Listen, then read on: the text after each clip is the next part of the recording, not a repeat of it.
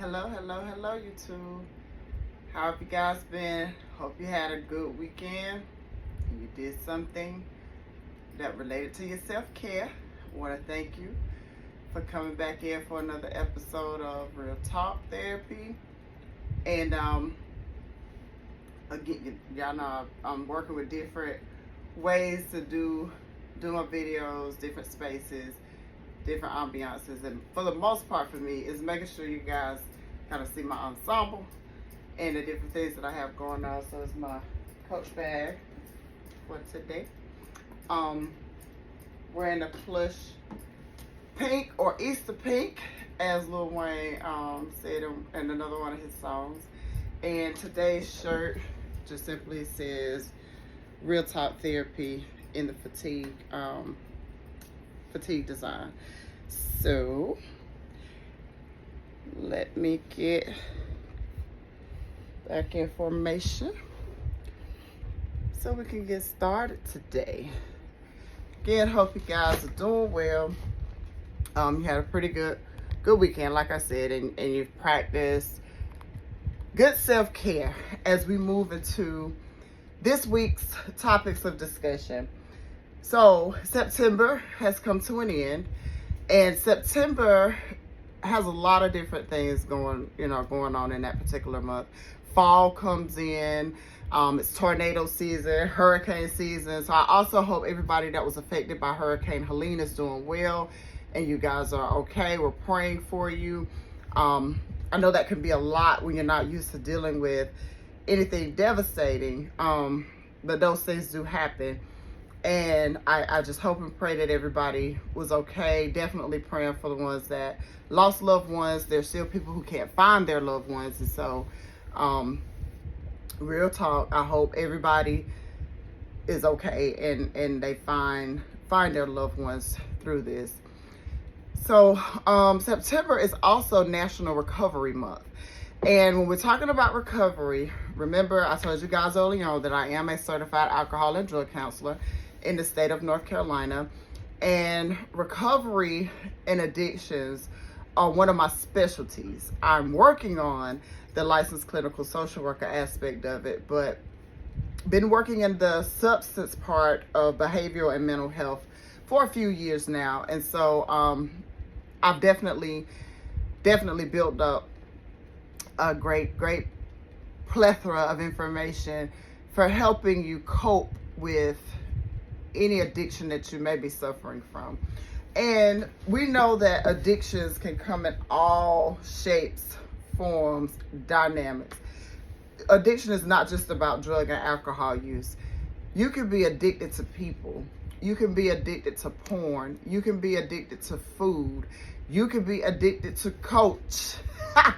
Or, you can have all kinds of addictions, and they usually stem from an overindulgence of something. And dependency, in its rare definition and sense of the word, is just simply relying on something or somebody else to help us cope with what we're dealing with. And a lot of those dependent traits look and sound like this. You can be passively submissive to the wishes, wants, and needs of others, to the exclusion of your own wishes and your own needs. Dependent traits have fostered engagement in addictive behavior. Chronically fears interpersonal abandonment and desperately clings to destructive relationships. You go to extensive lengths to gain acceptance from others to the point of volunteering to do unpleasant things. Has a history of being anxious about making decisions without an excessive amount of advice and support from others. Lacks ability to trust your own judgment about everyday life decisions. Persistently feels worthless and helpless and believes rejection is inevitable. Fears groups and situations unless certain of being accepted. And chronically feels alienated from others. And so when you start feeling any of those different traits to the point where when you wake up in the morning, the first thing you want to do is get somebody's acceptance on how you're going to spend your day, you've become addicted to that person's opinion of how you should live your life.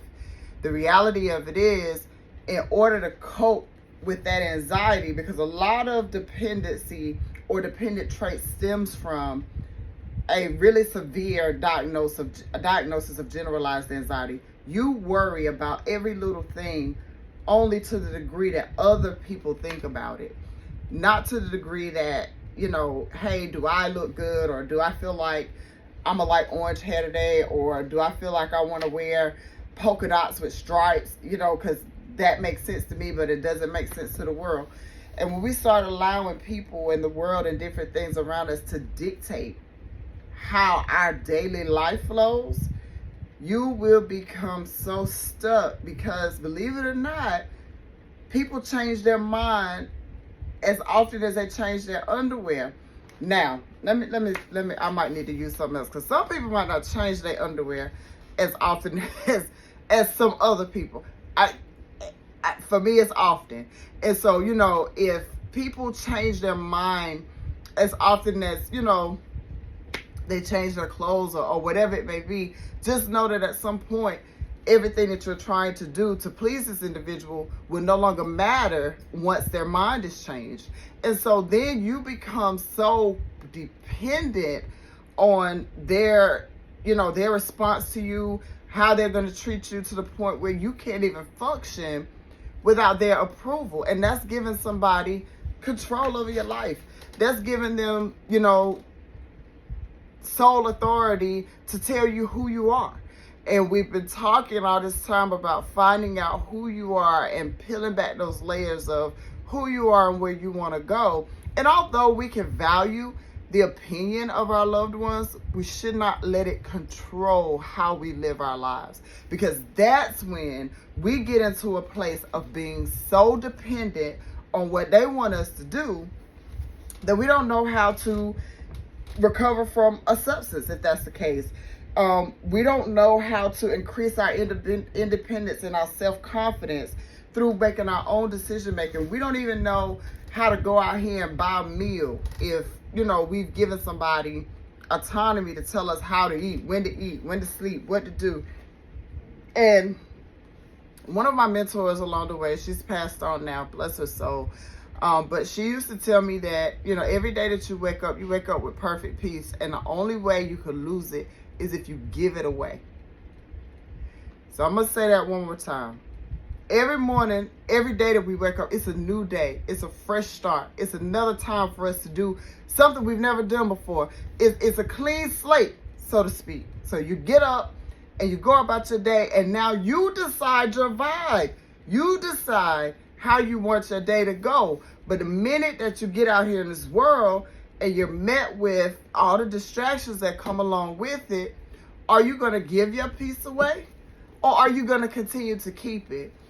One of the biggest things of learning to increase our self-esteem and learning to prepare to be the best version of ourselves that we can be, sometimes we have to die to our old self. And what I mean by dying to your old self is those things that you used to do. You have to replace them with some new and healthier things to do. The way that you used to allow people to talk to you and handle you, you got to set boundaries now so that these people can't talk to you and handle you any kind of way. The way that you used to operate on that old job, when you go into this new job, you got to come in with your preferences and the things that you want. You have to bring all of your negotiating tactics to the table and have a conversation with the employer. Or if you're getting into a new relationship, you have to be able to sit down with this person and say, hey, this is who I am, and we can make some adjustments so that we're okay. But I don't want it to be where I have to be exactly who you want me to be, or you have to be exactly who I want you to be. Because at the end of the day, when our preferences change, now we want our mate to change, and that's not fair. But if we allow everybody to be who they are, but we be respectful in that manner, then you don't have to worry about the later on down the road with relationships falling apart, friendships going to the left, you know, you getting into it with coworkers, or people misunderstanding you, or people trying to speak for you. Remember, I told you guys, if the story is not yours to tell, be quiet. It's not your story to tell. I don't care if the individual told it to you. They didn't ask you to tell it for them. So we got to get in a place where we mind the business that pays us. We mind our own business. We stay in our own lane, because anytime we divert from the path that we're going on, we're holding ourselves back. Anytime that we allow people to now become the puppet master over us, and we're the puppet and they're pulling the strings, but then we don't want the strings to be pulled and we don't want to go this way anymore, but we didn't know how to open our mouths and say that in the beginning, it causes friction in the relationship or the friendship or the partnership or the job or whatever it may be.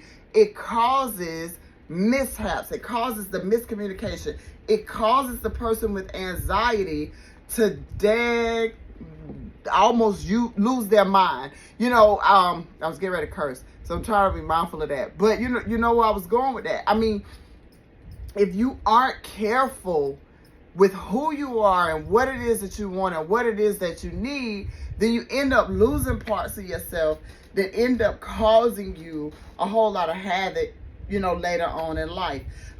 When you think about romantic relationships, boy meets girl, girl meets boy. I see all of these things in you that I like. You see all these things in me, that I like. And UB40 has a song that says, I can't help falling in love with you. I can't help falling in love with you. And one of the verses in that song says, wise men say only fools rush in. But I can't help falling in love with you. You get those sensations and you get those feelings, but you have to be able to recognize what they are and what they do for you. And when we say fools rush in, we mean just what we say. Only a fool will go out here and think that they can move a mountain without a little help, and the mountain can be anything. It doesn't have to be a literal mountain in your life, but a lot of things that we're trying to overcome, we do need help, and the hardest thing is acknowledging that we need the help. As well as music, being a music buff, I'm a movie buff as well. And The Joker that came out in 2019, got a part 2 that's coming out this Friday.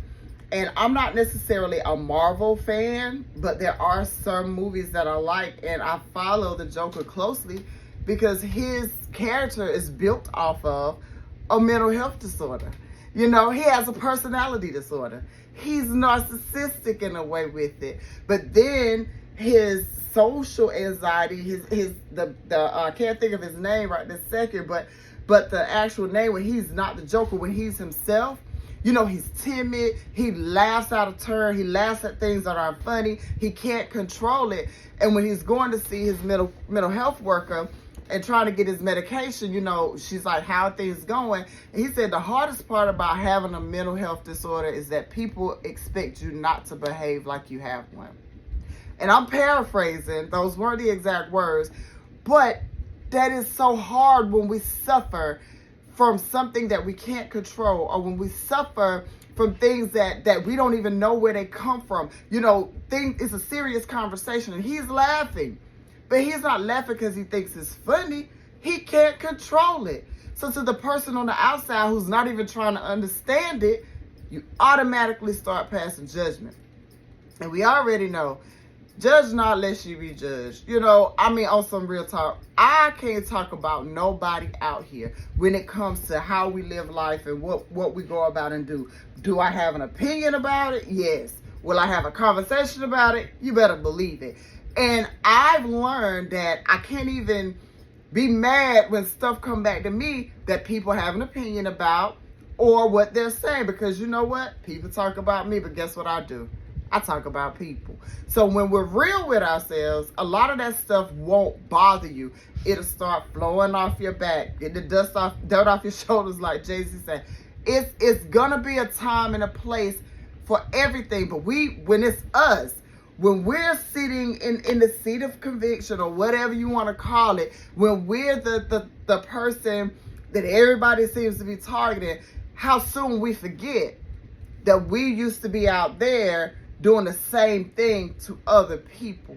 And so on this channel as well, we want to have an understanding of what others are suffering with and how we can help them if it's real. And when it's real, you understand. You look at everything from more than just your limited mind perspective, because our minds are limited. They're catered to our own thoughts. They're catered to how we behave, and everybody ain't gonna behave. Everybody ain't gonna, walk and talk like we do. That cliche where people say, well, you couldn't walk a mile in my shoes. My response to that is, I don't want to. Your shoes weren't created for me to walk in. I'm gonna walk my mile in my shoes. I don't need you, telling me something that I already know I don't want to do. You're right. I don't want to walk a mile in your shoes. Yeah, my walk sometimes is a little tough. So, we say those things and we do those things. And, oh, if I was that person, I would do. Cut it out, because we aren't that individual. And then if we are faced with the same thing, 9 times out of 10, we would not know what we would do until we're faced with it. So addiction, especially substance abuse, is very near and dear to my heart, because on both sides of my family, I've had family members that suffer from it. And I've seen what it can do to the person who's addicted and to the person that they're dependent on.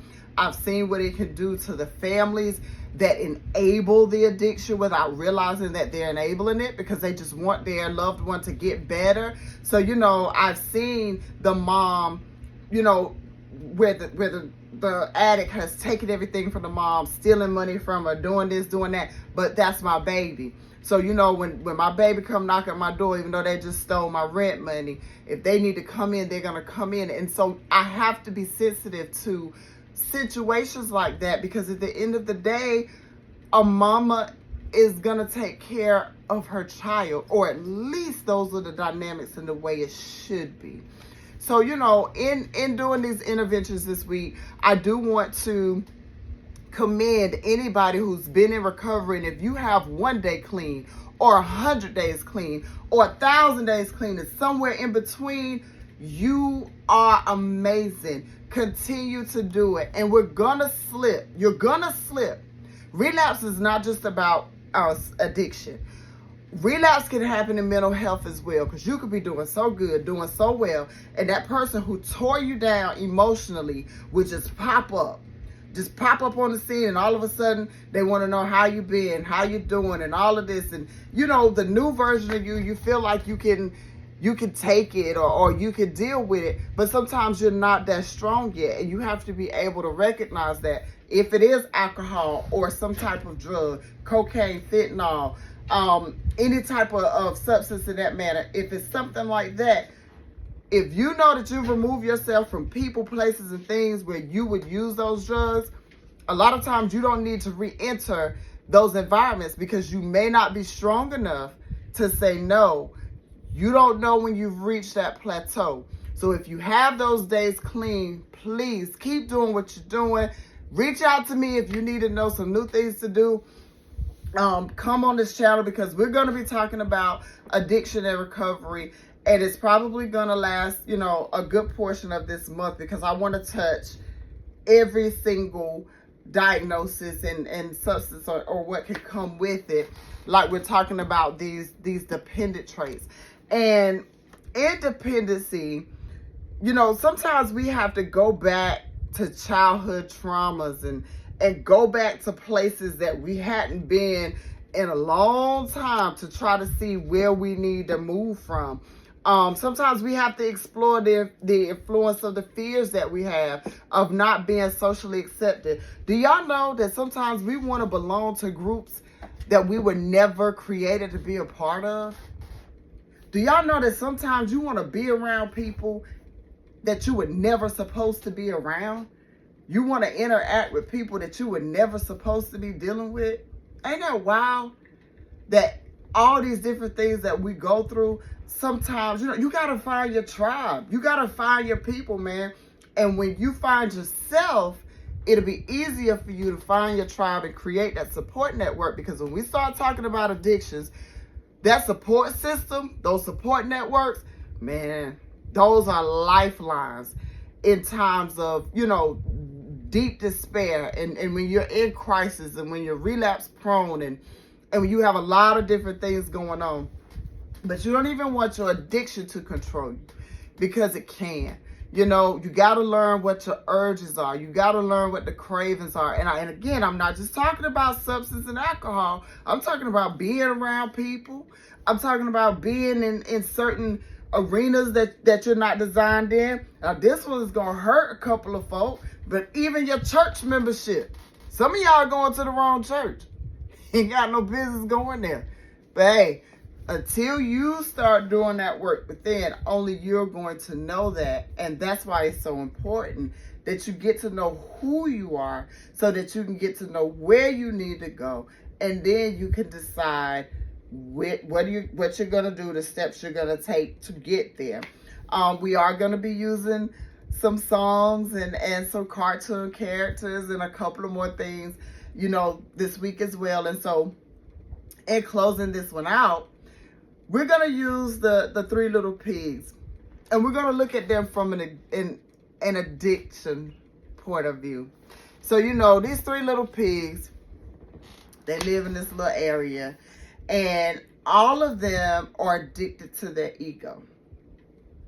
Don't miss this, because you can be addicted to yourself and not even realize it. But they're addicted to their ego. And they know that this big bad wolf is coming into town, and from town to town, he been known to come through and wreak havoc. He huffing and puffing, and he blowing your houses down. So if your house ain't on stable ground, if you ain't in a place of, you know, being able to withstand what the wolf is about to bring through, the wolf being the addiction, okay? So you got three little pigs. Each one of them are addicted to their ego. But each one of them, they're three different people. So when you're addicted to your ego and somebody else is addicted to their ego, and then you bring a third one in, that's 6 different personalities. 3 times 2 is 6. That's 3 different personalities. So you got this one pig who says, I'm going to use some straw, because I know the straw, you know, you could put it in these barrels of hay, and it's sturdy, and, you know, I'm going to use straw to build my house. It's going to withstand. I ain't worried about the wolf, whatever, because I got this. I got the best straw in town. I'm going to do this. You got the second little pig. All right, you use that straw. I'm going to use sticks. Sticks are a little more sturdier. They, you know, they're stronger than straw. You don't know what you're talking about. I'm going to use these sticks, and I'm going to build my house. So then you got this third pig. He ain't doing too much talking, but he's still addicted to his ego, so don't miss this. Some people can be egotistical and narcissistic and never say a word. So he's listening to these other 2, and he starts picking up bricks. He ain't said nothing about how he's going to build his house. He starts building it with the bricks. So the first little pig and the second little pig come along. Man, what you doing? You know, you don't need no straw? No, I don't need your straw. He's still building with his bricks. Second, you don't want no sticks? No, I don't need your sticks. I'm doing what I'm doing. I got these bricks. Now, mind you, he's addicted to his ego, and in his mind, he's already looked at pig number 1 and pig number 2. He ain't said a word, but he's using these bricks. What I mean when I say the third one is addicted to his ego and not saying a word, the third pig knew that based off the rumors we've been hearing, this is a pretty big bad wolf, man. He can huff and he can puff. He been blowing stuff down like Hurricane Lee just did. He coming through blowing stuff down. And these jokers over here using straw and sticks. Like, come on, man. They should know to do bricks. But I ain't gonna say nothing. That's an addiction to yourself, because if you see somebody doing something wrong and you kind of know a better way, but you don't say nothing, now you're addicted to your own ego. Hence, now you already know 2 people their houses are gonna be destroyed based off this big bad wolf. So watch where I'm going with this. So now it's the night, it's the time, the big bad wolf is coming through. First little pig, we know how the story goes. He had that straw. I just imagine that the big bad wolf didn't even have to huff and puff all that bad. He probably just like, and blew that one down. So this little pig got to run to the second little pig. Now he knocking on the pig and doing with the sticks.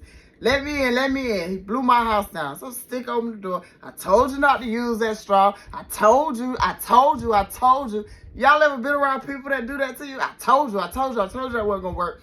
But he needs shelter, so he's shutting pig number 2 out because he don't have a house. Big Bad Wolf is still out there. So here comes the Big Bad Wolf to the house of sticks. Now he had to huff and do a little more puffing with the stick house. So he do his little huff and puffy, whatever he do. Down goes Fraser. The stick house is down. So now, Cool Breeze over here with the brick house. He done found some glass and stuff too. He got some windows. He see what's going on. He see the other 2 little pigs coming to his house. Now, this story could go one of 2 ways. We know that in the end, the brick one, he let them in. And the Big Bad Wolf, no matter how much he huffed and puffed, he could not blow down the house made of bricks. And all 3 pigs were safe.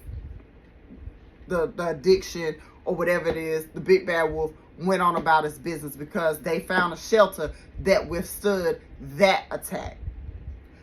But I like to think about it as, okay, this 3rd pig who was addicted to his ego in a silent way still let them in, but you didn't share, your knowledge or you didn't share your coping strategy. You didn't share your skill. You didn't share those things that they needed to hear mentally so that they could have worked with y'all. And all 3 pigs, instead of a house out of bricks, they worked together. They could have built a mansion. And then they could have brought in some more little pigs. That's what recovery is like. I can't get clean and not go back and help somebody else get clean. I can't get over my addiction or find ways to cope and not go back and help somebody else. That's not how it should be. Same way I came out of the pits, I should be able to help somebody else come out of the pits.